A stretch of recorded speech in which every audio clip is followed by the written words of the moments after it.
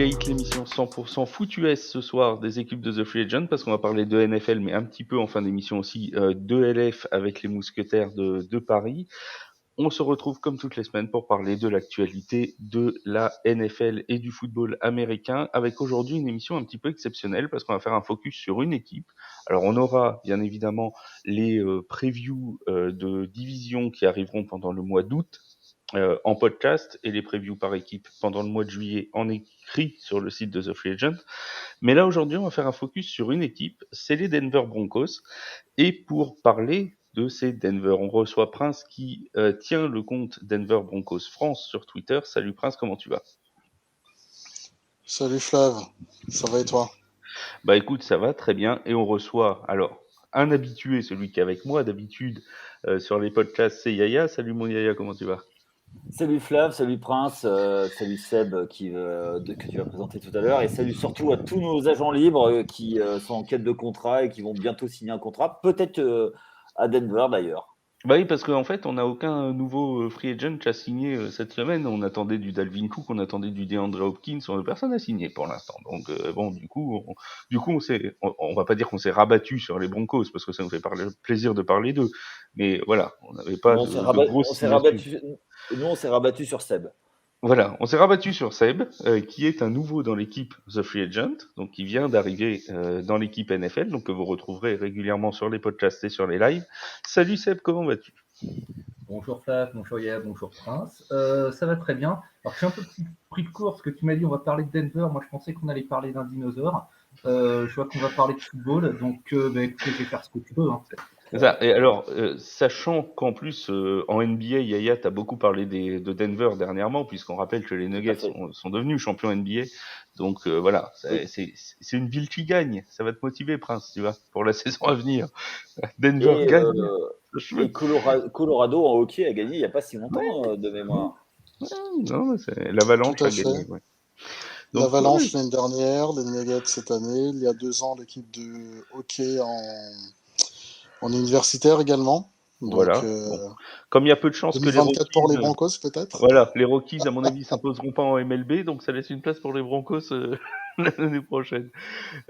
Alors, on va parler un petit peu de ces Denver Broncos qui sortent d'une saison, on va pas mâcher les mots, assez catastrophique, et qui doivent rebondir avec notamment Russell Wilson. Alors, c'est parti.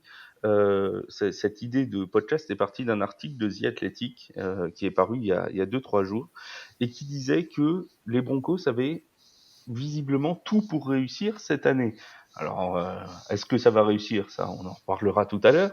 Mais toutes les bases étaient là, et notamment Russell Wilson, qui sera sans doute mieux protégé, qui a eu des renforts un petit peu partout. Est-ce que l'an 2 de Russell Wilson, mon cher Prince, s'annonce meilleur que l'an 1? Assurément. J'ai pas peur de le dire. On n'est pas prêt. Je pense qu'on n'est pas prêt pour cette année 2. Déjà parce que avec la saison dernière, on est énormément passé en dessous du radar. Même si petit à petit, avec l'embauche de Sean Payton, on commence un petit peu à être pris au sérieux de nouveau. Et Yaya, toi, Russell Wilson, j'avais une question pour toi. Je sais qu'elle va te plaire celle-là. Est-ce que tu le vois dans une saison un petit peu tout ou rien? C'est-à-dire, il va arriver à 35 ans, si ma mémoire est bonne, Russell Wilson. Est-ce que s'il rate cette saison-là, tu penses que les Broncos vont dire bon bah voilà, on s'est planté, on va explorer d'autres options, ça le fera pas quoi. Tu veux dire c'est une breakout season? Ouais, voilà. Ben moi, j'ai peur que la date de péremption soit passée pour Russell Wilson, et ce, depuis quelques temps. Il a fait des pieds et des mains pour changer de coach. Alors, c'est vrai qu'il n'a pas eu de bol ces dernières années. Quand il était du côté de Seattle, il n'avait pas de ligne. L'année dernière, il n'avait pas de ligne. Cette année, il semble... Ouais, Denver on va en semble reparler, avoir... mais il a une ligne. Ouais. Ouais, il a une ligne. Il aura plus d'excuses cette année. Après, il va falloir apprendre l'attaque avec la nouvelle attaque avec Sean Payton. mais j'ai bien peur que oui. Et il a quand même pris pas mal de coups ces 5-6 dernières saisons. Je ne sais pas comment il va pouvoir, à part si c'est le champ du signe, mais j'ai émis des doutes. Alors, Prince, chaque fois que j'ai mis des doutes sur un joueur, il fait une bonne saison. Oui, Donc, c'est vrai. je suis, tu vois, je suis Madame Irma à l'envers. Donc, Et quand on est élogieux sur un joueur, il se blesse en week 1 généralement. Donc, oui, ça voilà, c'est toi, ça c'est toi. Moi, voilà. Non, mais le truc, c'est que c'est un peu la théorie par l'absurde. Son remplaçant à Seattle a fait une très bonne saison dans le système et je pense que c'était le système qui le valorisait énormément du côté de Seattle, surtout les derniers temps. Donc, du coup, quelle est sa vraie valeur? Est-ce que c'est le quarterback qui peut tout changer? Je pense que c'est un très bon quarterback, mais de là aller jusqu'au titre suprême, j'ai peur que ce soit un petit peu trop dur. Et surtout en 7 en 2, peut-être que pour construire les premiers étages de la fusée et après faire comme ils avaient fait dans le passé en récupérant Peyton Manning, quand ils seront à un quarterback d'être une très bonne équipe. Seb, il a eu pas mal de blessures, Russell Wilson, ces derniers temps. Est-ce que tu penses qu'il peut, à 35 ans, encore une fois, désolé d'insister sur son âge, hein, il a le même que le mien, donc je me permets. Est-ce qu'il Que tu es peut, jeune. voilà, tout à fait, et je pourrais encore être quarterback en NFL. Est-ce qu'il peut rebondir et faire une deuxième saison bien meilleure que la première? Alors, je vais être un petit peu moins catégorique que Yaya. On va commencer peut-être par voir le positif. Il pourra difficilement faire pire. Il sort de la plus mauvaise saison de sa carrière, Wilson. Faut pas oublier que les Broncos, ils ont été décimés, comme tu le disais, par les blessures. Ils ont eu 22 joueurs dans l'injured reserve. Je crois qu'il y avait 12 titulaires. Ils ont épuisé 6 running backs. On a Russell Wilson qui se fait saquer 63 fois. C'est insupportable pour n'importe quel quarterback. Après, il n'est pas exempt de défauts aussi là-dessus. Il s'est beaucoup accroché à son ballon toute l'année. Il a semblé avoir perdu sa vista derrière la ligne, sa capacité à échapper au rush adverse. Et Dieu sait que je crois qu'il a été pressurisé plus de 180 fois. Enfin voilà, ça a été un cauchemar pour lui. Et c'est des conditions qui briseraient n'importe quel quarterback, des conditions de jeu qui briseraient n'importe quel quarterback. Après, il y a des raisons d'espérer. Je pense qu'on le verra plus tard. Il y a eu beaucoup de renforts là où il fallait. Et surtout, Wilson, son bras, il est toujours là. On l'a vu en particulier en fin de saison. Ils ont fait des matchs où ils ont marqué plus de 24 points. Et on a vu qu'ils pouvaient encore aller chercher des balles profondes. Je pense aussi que sur cette fin de saison, ils ont vraiment bénéficié d'avoir stabilisé un peu le poste de running back avec Latavius Murray, puisque le yards par carry, il a bondi à ce moment-là. Moi, je vais être moins pessimiste que Yannick. C'est un club que je vois à 8 victoires, peut-être 10. En effet, je vais par contre abonder dans le sens de Prince. Ils ne sont pas encore prêts pour l'étage au-dessus. Et puis, Yannick parlait de Peyton Manning. Depuis, alors je ne veux pas faire dans l'archéologie, mais depuis le départ de Manning, le poste de quarterback à Denver, c'est compliqué. On vient de passer, on vient quand même on vient quand même de dire, attends, on vient de dire que Peyton Manning est un fossile, hein, à peu près quelques secondes. Bah, c'est en termes d'années de football, tout va très vite en NFL et c'est déjà la préhistoire, ou presque, ou du moins c'est déjà l'histoire. Et depuis la fin de cette période, le poste de QB à Denver, c'est compliqué. C'est un euphémisme de le dire. Alors, vous m'arrêterez si je me trompe, parce que je suis un vieux, donc ma mémoire fait défaut, mais il y a eu une époque où ils ont quand même balancé un pognon de dingue dans Brock Osweiler. Ah oui. Brock Osweiler, le type, pour avoir fait ça, il ferait ça n'importe où ailleurs, il serait en prison pour escroquerie, honnêtement. Et pour Denver, c'est un poste qui était compliqué. C'est compliqué pour tous les clubs, mais vu l'historique qu'il y avait derrière, c'est d'autant plus l'expérience Wilson jusque-là pour cette première saison est est d'autant plus blessante pour eux. Alors, Seb, tu parlais de la qualité, du manque de qualité, pardon, de la ligne offensive l'année dernière. Cette année, Prince s'est renforcé avec notamment l'arrivée de McGlinchey du côté qui était chez les 49ers. Il est arrivé, l'arrivée aussi de Ben Powers, l'ancien des Ravens. Bref, une ligne que les observateurs qui ont vu les entraînements là pendant le petit camp ont décrit comme la meilleure ligne offensive des Broncos depuis leur Super Bowl, depuis leur dernière victoire au Super Bowl. Est-ce qu'enfin Russell Wilson va avoir une ligne capable de le protéger efficacement? C'est tout le monde que je souhaite. Et le plus important de ces acquisitions, j'ai même envie de dire, c'est Ben Powers, parce que on a vu l'éclosion et voire l'explosion de Miners du côté gauche. On sait que Garrett Bowles, après une saison qui a été minée par le blessure, et surtout avec les déclarations qu'il a pu tenir, a le couteau entre les dents pour protéger Wilson. Et à droite, bah, on a enfin recruté un poste, enfin un tackle droit, pardon. Et la dernière fois qu'on avait recruté un tackle droit, on avait payé que, je crois, le minimum. Là, on a vraiment investi le poste et qu'on aime ou qu'on n'aime pas le joueur, etc. Ça reste une upgrade sur Ah oui. les joueurs qu'on a pu avoir sur les dernières années. Ça reste à voir par rapport au tackle droit qu'on a eu l'an dernier, qui était quand même super honnête. Mais bon, face à une ligne qui était composée de troisième main ou quatrième main, etc. Bon, tout reste à relativiser, mais bon, c'est une ligne offensive très intéressante. On sait que la défense va toujours être honnête, pas forcément du niveau des Niners ou des Steelers, mais qui tiendra son rang. Et chose assez drôle, c'est que si on part sur la même saison, enfin le même genre de performance défensive que l'an dernier, c'est-à-dire on encaisse en moyenne allez, moins de 20 points, et que on met un touchdown de plus que l'an dernier, Ouais.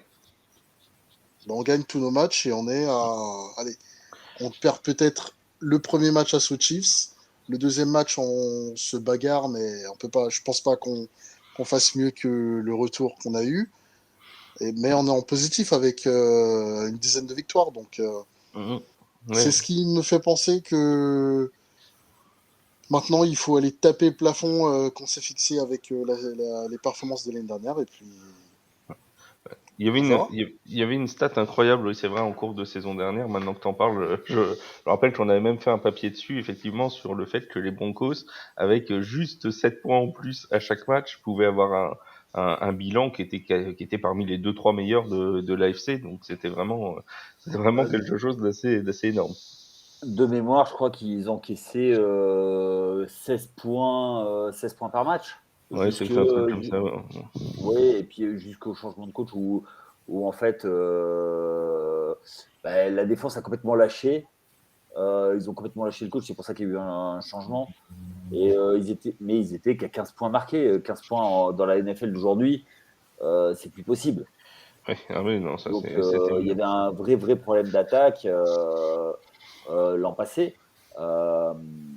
Et après, moi, c'est normal que toi, Prince, tu sois optimiste.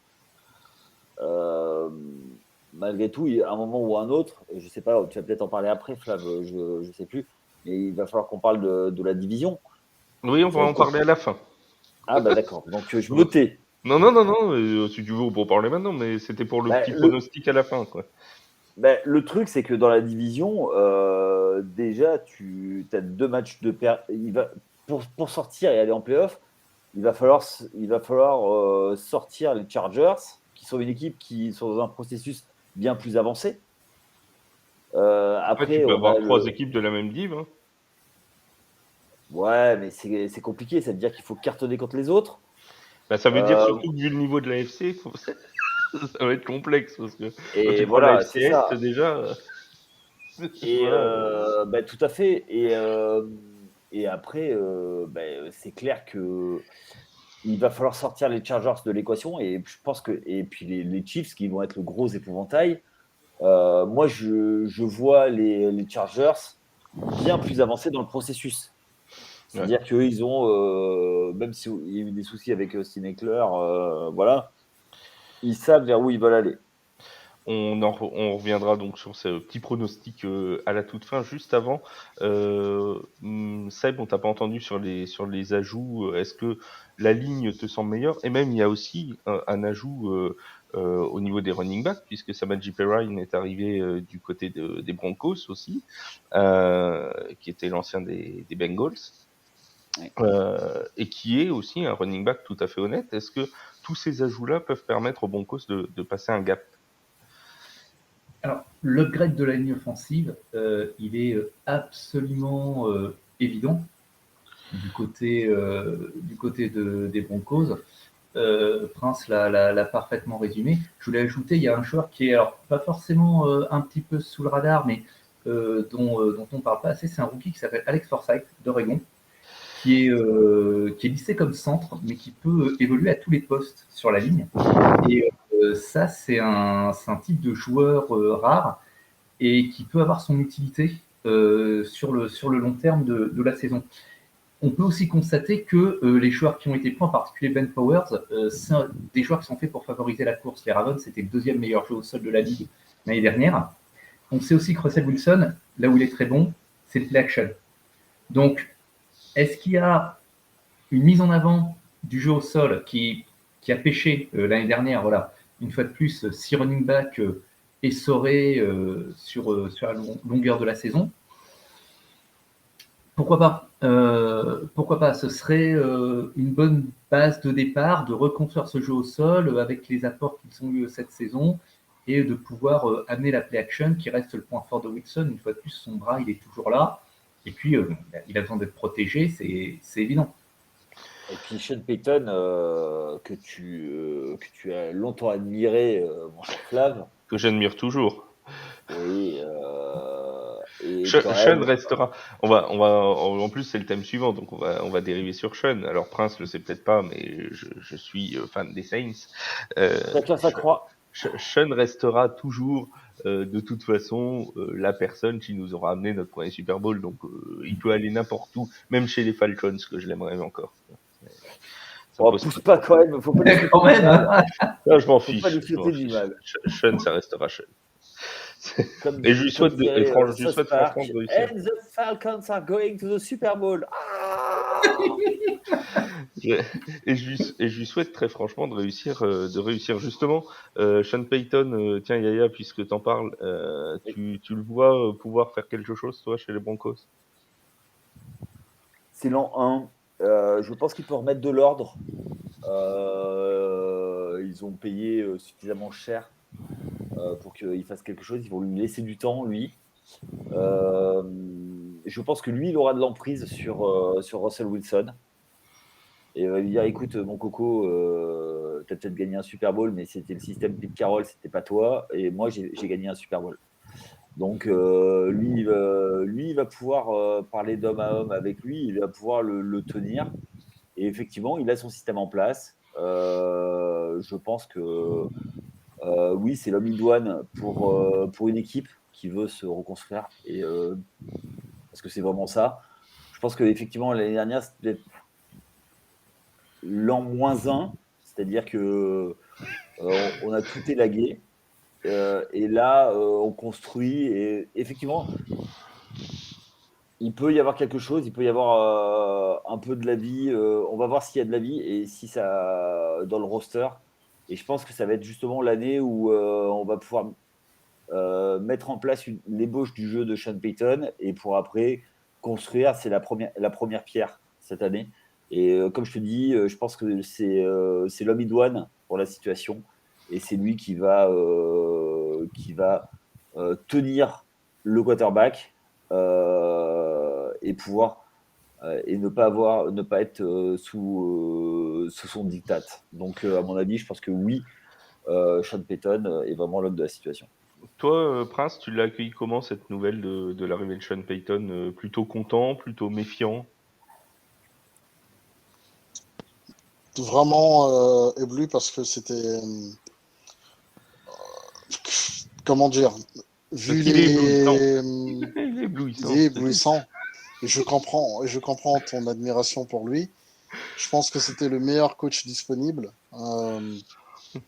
Donc, aller le chercher en prenant le risque de perdre un premier tour, bon, je sais pas si le premier tour, en le gardant, il aurait changé grand-chose au roster des Broncos. Là où Sean Payton ne vient pas changer le roster pour un an, mais pour énormément d'années et une poigne et aussi cette expérience que Nathaniel Hackett n'a sûrement pas apporté. Donc, Ouais. beaucoup de choses vont changer. Ça s'est passé aussi par des déclarations où il a clairement dit aux joueurs qu'il a vu énormément euh, de suffisance l'année dernière, que ce soit avant le match contre les Rams où on se prend 50 points ou un peu plus tôt dans la saison, enfin, et qu'il ne voulait absolument plus revoir ça sur le terrain. Et que c'est le premier qui montrait un peu de suffisance se ferait mettre sur le banc. Donc ça pose le cadre. Donc c'est très bien d'avoir un shérif dans la ville. Donc absolument ravi. Et toi, Seb, tu le vois comment, Sean Payton du côté des Broncos? Ça peut être le fit parfait pour les deux d'ailleurs, parce que bah, au début, Sean Payton était parti des Saints. On rappelle qu'il était toujours sous contrat, hein. C'est pour ça que les Broncos ont repassé un premier tour à la Nouvelle-Orléans. Bon, parce qu'on n'en avait pas de toute façon. Comme on avait eu la bonne idée de le donner aux Eagles qui en avaient grandement besoin. Tu vois, on a préféré leur donner, tu vois, c'était sympa. Du coup, est-ce que tu penses que c'est le fit parfait pour les deux côtés? Alors, c'est difficile à dire. Sean Payton, je remets absolument pas en cause son déjà qui suis-je pour le faire. Il t'a pas intérêt, sinon je coupe ton micro. Non, non, mais non. Mais voilà, il a fait ses preuves. C'est le coach qui a le plus grand pourcentage de victoires de l'histoire des Saints. Comme tu le disais, c'est lui qui a amené le premier titre. Après, effectivement, il était encore sous contrat avec les Saints malgré sa retraite, donc il a coûté quelque chose. Il y a une forme de prise de risque, pardon, en prenant, tout comme il y avait une forme de prise de risque quand Wilson a été embauché l'année dernière, puisque il leur a coûté très cher en argent et également en tour de draft. Ouais. Néanmoins, moi, je me souviens tout de même de l'histoire de Payton avec Drew Brees. Il faut se souvenir de comment ça a démarré. Brees, quand il arrive à la Nouvelle-Orléans, il vient de San Diego, il s'est fait péter l'épaule, il s'est fait bencher. Je ne vais pas dire qu'il s'est fait cracher à la figure par son club, mais quand même pas loin. Et c'est quelqu'un qui avait besoin de voir sa confiance en lui et en tant que joueur reconstruite. Et si en effet Payton, c'est quelqu'un qui va savoir tenir le quarterback, en effet, je pense qu'il va aussi savoir lui redonner confiance. Et à mon avis, c'est très très très important pour Wilson après la saison cauchemardesque qu'il a vécue. Ça peut être le bon fit. C'est l'an 1, comme disait Yannick. Je suis très curieux en tout cas de voir ça. Très. On va justement parler, alors tu en as parlé un peu tout à l'heure, Yaya, de la division et jusqu'où on voit aller ces Broncos pour cet an 1, parce que bon, de toute façon, que ce soit dans 2 ans ou dans 3 ans, ils seront toujours avec les Chargers et les Chiefs, hein, dans la division, donc ça, là-dessus, ça ça changera pas. Est-ce que, Prince, toi, t'es confiant? Tu les vois, allez, on va dire quoi? Bilan positif, possible playoff, champion de division. Allez hop, la grosse cote, allons-y. Là, comme ça, j'ai pas revu le calendrier, mais je dirais un bon 17, voire aller chercher un 11-6. La différence sera si on arrive à choper une victoire contre les Chiefs, puisque cette année, nous allons jouer les Chiefs en 2 fois sur un espace de... Enfin, sur l'espace de 3 semaines. Donc, ce sera le grand test. Je crois que c'est quasiment un truc comme autour de la trade deadline, genre mi-octobre et début novembre ou un truc comme ça. Donc, Alors, c'est le ce sera le 13 grand octobre. test. Pour être précis, c'est le 13 et le 29 octobre. Bon, bah, voilà, Les matchs j'étais pas français. très loin. J'étais Non, pas très c'était loin. très bien, c'était parfait. Donc, ouais, 17 ou 11-6, clairement un bilan positif. Et positif parce que déjà, on va jouer les 4e divisions. Et puis, j'ai entendu tout à l'heure les Chargers et tout. Oui, les Chargers sont là, mais même quand on était nul, on arrivait quand même à prendre des victoires. Donc, faut pas non plus les surcoter. Je pense que c'est une bonne équipe, mais il peut leur arriver d'avoir des trous noirs, des trous d'air. C'est comme ça, c'est les Chargers. Donc, il faudra, par contre, que Denver saisisse sa chance, parce qu'avec ce bilan que je donne, donc, ce sera borderline 2e de la division ou 3e. Ouais. Et si on est 3e, ça veut dire qu'il faudra regarder les 2 divisions et pourquoi pas espérer une 7e place et donc les wildcards. Sinon, tant pis. Pour info, donc en parlant du calendrier des Broncos, ça, vous ouvrez le calendrier contre les Riders et vous le terminez contre les Riders aussi, et vous croisez notamment avec la NFC Nord, donc avec les Lions, les Packers, les Vikings, et vous faites aussi l'AFC Est, et là c'est peut-être un peu plus problématique, donc les Jets, les Dolphins, les Patriots, et j'en ai oublié une. Jets, Dolphins, Les Patriots. Bills, Et les Bills, bien sûr. Merci. Bills. mais J'ai t'inquiète, oublié quelque chose. 4-0. 4-0, Voilà. t'en fais pas. Bon, donc voilà. Donc l'AFC Et, Est, et quand même, il y a une victoire assurée contre Washington. voilà. Puisque Yaya est Je fan ne des dirai Giants. pas. Moi, Non, je ne dirai pas parce que j'ai pas Non, envie de mais, me prendre un mais, retour mais de finale. effectivement, t'as raison, vous croisez contre des 4e, donc vous croisez contre les Commanders, contre les Texans, contre les Browns de Cleveland. Des matchs qui, a priori, peuvent paraître prenables sur le papier. Après, j'ai Yaya, toi, envie de tu les dire. vois à combien? Ah, 1-16. moi, non. Non, on va pas pousser mémé dans les orties, mais en fait, Réponds à ma c'est question, tourne c'est- pas autour du pot. c'est bête à dire, mais j'ai peur que tout se joue quasiment au premier match avec un do or die avec contre les Raiders. Si tu perds contre les Raiders direct, tu te mets dans la sauce et tu auras du mal à t'en relever parce que perdre à la maison contre les Raiders, j'ai envie de dire, c'est un petit peu Nawakland en permanence. Et si tu perds contre eux, ben voilà, tu te mets dans la Alors, sauce. Et on sait comment ça se passe sur les premiers matchs. Et derrière, tu vas courir toute la saison. c'est chez les Broncos, hein, le premier match en plus, ils ont Et l'avantage de justement, recevoir. c'est pour ça, eux, ils vont arriver sans pression. On ne sait toujours pas s'ils auront un quarterback ou la moitié de Jimmy G. Oui, bah c'est Voilà. sûr que si tu perds contre enfin contre ça, pardon, contre les Riders, je veux pas être Mais méchant, ouais, désolé. en fait, à contrario, en fait, c'est une victoire que tu dois gagner. Donc si tu la gagnes, c'est normal. Si tu perds, tu te mets dedans. Donc j'ai peur que c'est. Alors que tu vois, tu vas jouer. S'ils avaient été joués les Chiefs direct à Arrowhead, il y avait rien à perdre. Alors que là, tout de suite, c'est un match à enjeu et qui va être difficile à récupérer derrière. Donc voilà. Donc pour moi, je vois au mieux un 8-9. Et pour toi, Seb? J'ai envie de les voir à 8-10 victoires, même si effectivement, si on se base sur la saison dernière, uniquement là-dessus, il y a beaucoup de choses qui jouent contre eux. Le match ouverture, c'est un match piège. Et après, le match suivant dans leur propre pool, c'est Kansas City. Donc, certes, les Raiders, c'est Nawakland, mais c'est aussi pour ça que c'est dangereux, parce que c'est Nawakland et que c'est capable de tout et de n'importe quoi.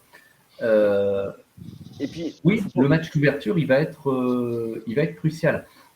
Après, une fois de plus, il y a plein de raisons d'espérer pour cette équipe. On n'a pas évoqué leur défense. Ils ont quand même un secondary qui est d'un très, très, très, très bon niveau. On a Patrick Surtain qui s'affirme comme un des meilleurs corners de la ligue. Et puis, il y a peut-être quelque chose qui peut être un difference maker, c'est qu'ils ont Vance Joseph, qui a été leur head coach en 2018-2019, qui revient en tant que defensive coordinateur, et après avoir été head coach pour Arizona, et qui vient, pas tout seul, puisqu'il arrive avec Zach Allen, defensive end, ex-Cars, 47 plaquages, dont 23 solos, 5 sacs et demi. Il y a plein de raisons d'espérer pour ce club. Moi, j'ai envie de les voir à 8-10 victoires. Après, pour le reste, les playoffs, le titre de division, le titre Le de Super Bowl. conférence, la marche est peut-être encore un peu haute. Il faut que les planètes s'alignent, quoi.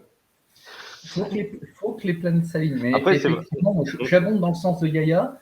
Le premier match, il va être très, très, très important.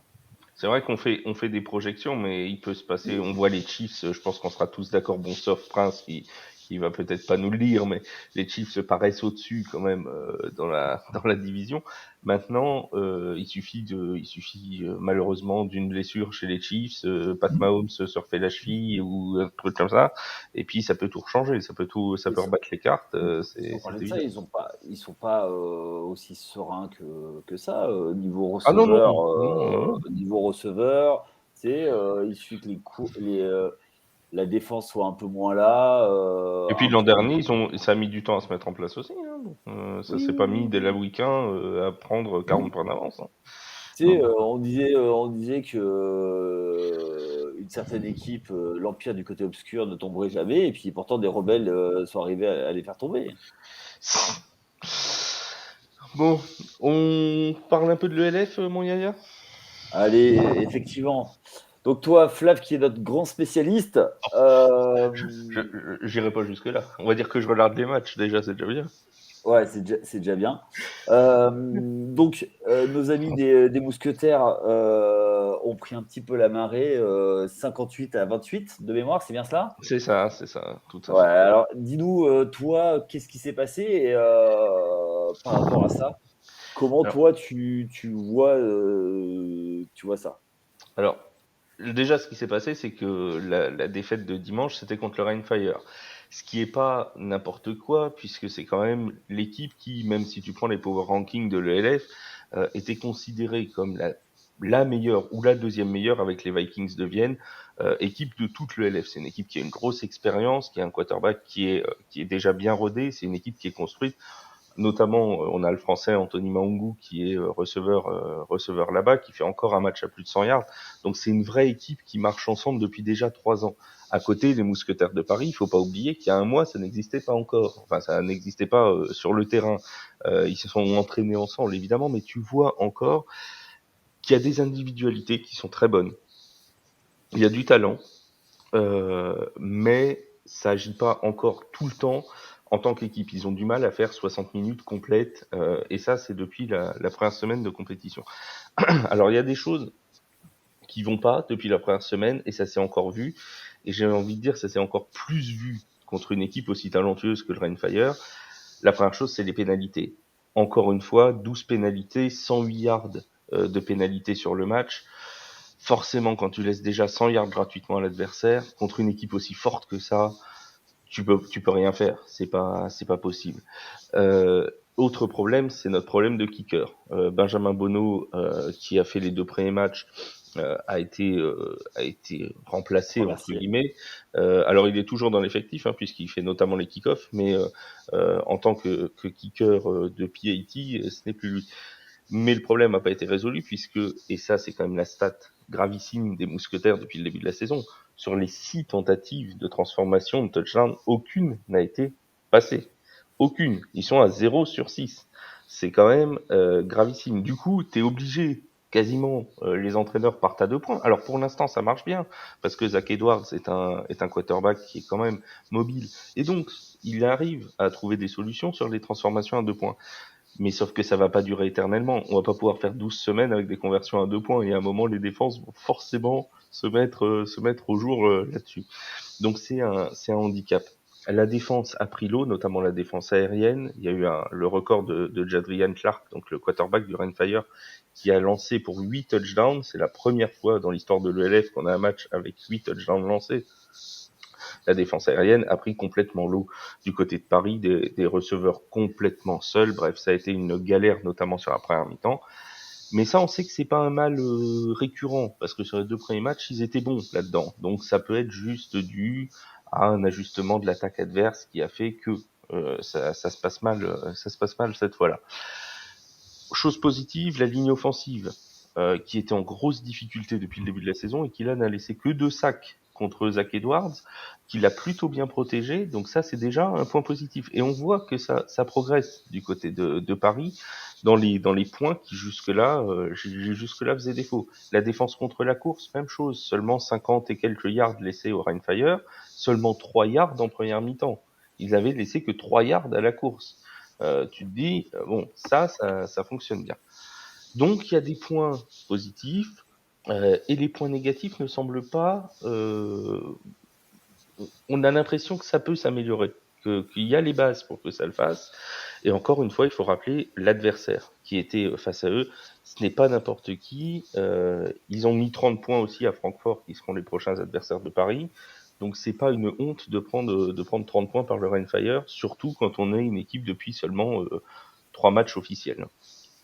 Ouais. Toi qui as vu les 3 premières rencontres, quel bilan tu peux tirer quels enseignements tu peux tirer de ces 3 premières semaines? Bah, le truc, c'est que je dirais que, en fait, sur les 3 premières semaines, il faut remettre tout en contexte. Ils ont joué un match d'ouverture contre Cologne qui était réputé extrêmement accessible. Ils l'ont gagné de justesse, mais ils l'ont gagné. Ensuite, ils jouent contre Stuttgart et contre le Rhein-Fire. Stuttgart, l'an dernier, c'est 0 victoire. Donc tout le monde se dit, ça va passer facile. Oui, mais voilà, tout a changé à Stuttgart en un an. Le head coach a changé, le quarterback a changé. Tout a changé à Stuttgart. Ils ont pris un nombre incalculable de joueurs des champions d'Allemagne sur les dernières saisons. Et forcément, l'effectif se connaît bien. Et donc, du coup, perdre contre Stuttgart, c'est pas si étonnant que ça, parce que c'est une équipe qui fonctionne déjà ensemble. Le Rhein-Fire, on en a parlé, c'est une défaite logique dans le tableau de marche des Parisiens. On s'attendait pas à ce qu'ils aillent gagner forcément au week 3 là-bas. Bon. Là où ça va être important, c'est les prochains matchs. Francfort la semaine prochaine, Hambourg la semaine d'après, c'est 2 équipes contre qui les Parisiens doivent gagner. Parce que c'est des adversaires de division, et s'ils veulent la 2e place, il faut gagner là.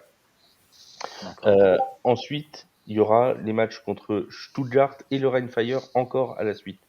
Et on se dit que s'ils sont dans une dynamique positive, engrangée, par rapport aux 2 victoires potentielles contre Francfort et Hambourg, ils peuvent corriger les erreurs qu'ils ont fait au match aller contre Stuttgart et le Rhein-Fire. Et pourquoi pas, avec l'appui du public le 16 juillet, faire tomber le Rhein-Fire à Jambouin. C'est pas si impossible que ça.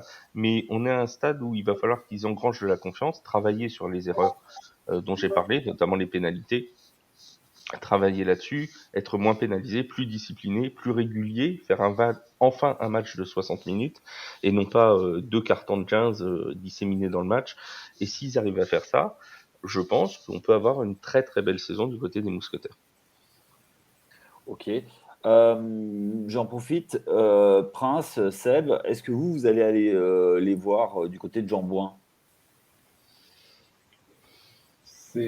En ce qui me concerne, c'est pas au programme parce que géographiquement, pour moi, c'est un petit peu compliqué. Il faut que je traverse la moitié de la France, même un petit peu plus. Ouais. Donc, si je suis à Paris au moment où il y a un match, oui, bien sûr, je pourrais me laisser tenter. A priori, là, pour le moment, pour moi, c'est pas un déplacement qui est. Et on encourage d'ailleurs tous ceux qui nous écoutent à prendre vos places pour aller voir les Mousquetaires de Paris. C'est pas si excessif que ça. Alors je sais que le pouvoir d'achat c'est compliqué en France en ce moment, mais c'est une vingtaine d'euros la place du côté de Jambouin. Donc ça reste accessible. Voilà. Donc n'hésitez pas si vous êtes de la région parisienne ou d'un peu plus loin à aller voir les Mousquetaires. Prince, toi tu as prévu Ah, ouais. d'aller les voir? Ouais, j'ai prévu d'y aller le 1er juillet, donc Attends, voilà. je me refais le calendrier, ça doit être contre Hambourg, c'est Euh, ça? Sûrement. Je sais juste qu'il y a un match le 1er juillet. Voilà. Le Bah, reste, je te l'annonce, ça doit être contre Hambourg. ok. Voilà, ça doit être contre Hambourg. Donc, pour le prochain match à domicile, puisque la semaine prochaine, ils sont encore à l'extérieur du côté C'est de ça. Francfort. Ouais, Et toi, mon tout à fait. Yaya? Je suis en train d'essayer de voir pour essayer d'aller les voir le 16, donc contre Rheinfire, visiblement. C'est ça, tout à fait. Donc, bah écoute, oui, moi je vais essayer d'aller les voir parce que c'est quand même chouette d'avoir ça en France. Ah non, c'est les Euh, mousquetaires, c'est pas les chouettes. Hein. oui, je sais. Non, non, mais c'est vraiment très bien d'avoir les mousquetaires à Paris. Euh, je trouve que il y a beaucoup de choses qui tournent autour de notre sport. Des choses qui se développent et c'est important d'aller soutenir. Donc, je vais essayer de faire l'effort. Alors, moi, j'ai un petit peu moins de distance que Sébastien. Donc, je vais essayer de profiter d'un week-end parisien pour aller les voir le 17. D'ailleurs, Le 16. le 16, pardon. Si des auditeurs, des habitués des lives me croisent, qui n'hésitent pas à m'inviter, boire des bières, ce sera avec grand plaisir que. Est-ce que tu as d'autres dates et d'autres villes à nous annoncer pour ta tournée Alors, oui, tout à fait. Je vais faire la tournée. Hein, Il fait une tournée des campings, Yaya, cet été. Et si vous voulez aller voir Prince des Broncos France le 1er juillet, voilà, vous pouvez aussi aller lui offrir un soda ou tout ce qu'il voudra. Voilà, c'est de notre part, c'est nous qui payons. C'est ça. Parce qu'en plus, j'ai quand même pas mal de potes, notamment de coach d'une des équipes du Flash, qui est aussi fan des Ah, Saints, qui est forcément un homme souvent bien. au match. Donc voilà, il y Et aura du bon monde pour discuter football. tout le à Flash fait. de la Courneuve. Et j'en profite tant qu'on parle du Flash de la Courneuve qui a été éliminé en demi-finale du championnat de France ce week-end pour rappeler les deux rendez-vous du football américain en France. C'est samedi, justement, à la Courneuve, au stade Géo-André, la finale de la Coupe d'Europe CEFL entre le Flash de la Courneuve et les Black Panthers de Thonon-les-Bains. C'est officiel, nous aurons une équipe française championne d'Europe samedi soir. Ça, c'est sûr. Reste à savoir si ce sera le Flash ou les Black Panthers. Et le 27e casque de diamant la semaine suivante, le 1er juillet, entre les Black Panthers de Thonon-les-Bains et les Blue Stars de Marseille. Et ça, ce sera à Thonon-les-Bains cette fois. Voilà pour les deux rendez-vous foot américain en France dans les prochaines semaines. Évidemment, on en parlera sur le site de The Free Agent. Bien évidemment, les résumés, les previews, tout ça, ce sera en ligne. Les amis, merci beaucoup pour ce podcast, oui, Prince. Je vais juste faire un petit coucou à l'équipe de ma ville, les Chevaliers d'Orléans, qui Ah, bah t'es ont Orléanais. Ah bah remporté, voilà. oui, c'est ça, Mais oui. qui a remporté je sais plus Le championnat de quel niveau, 3e division, de la D3, contre contre Strasbourg de mémoire. Strasbourg, oui, 22-7, je crois, ou 21-7, tout à fait. Et qui va retrouver la Voilà, D2, les je vais lui Chevaliers faire un d'Orléans. petit big up. Qui avait d'ailleurs battu le Flash, l'équipe B du Flash en demi-finale, si je me souviens bien. Si je ne dis C'est pas de ça. bêtises. Voilà, alors bravo aux Chevaliers d'Orléans. Et le champion de D2, je ne l'ai plus. Mais voilà, faut que je retrouve ça, mais ils m'excuseront. Mais en tout cas, bravo aux Chevaliers d'Orléans.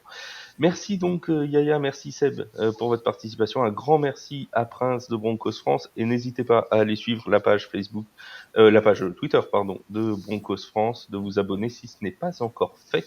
Voilà, vous pourrez retrouver toute l'actu des Broncos, que vous soyez fan ou pas. De toute façon, faire grandir une page de fans de NFL, c'est toujours une bonne chose. Même si vous n'êtes pas fan des Broncos, c'est toujours sympa d'aller suivre les pages de toutes les équipes françaises. Et on cherche toujours un fan des Colts. Et on cherche toujours un fan des Colts. Si vous en connaissez un, n'hésitez pas Les Colts à écrire France, à l'adresse suivante, charles@thefreeagent.fr. Il sera ravi. Voilà. Si vous êtes fan des Colts, c'est pas une blague. On cherche vraiment un fan des Colts, donc n'hésitez pas à écrire aux équipes de The Free Agent. Voilà. Merci les amis. On se dit à la semaine prochaine pour un nouveau podcast. Salut. Ciao. Ciao, salut. Ciao les gars.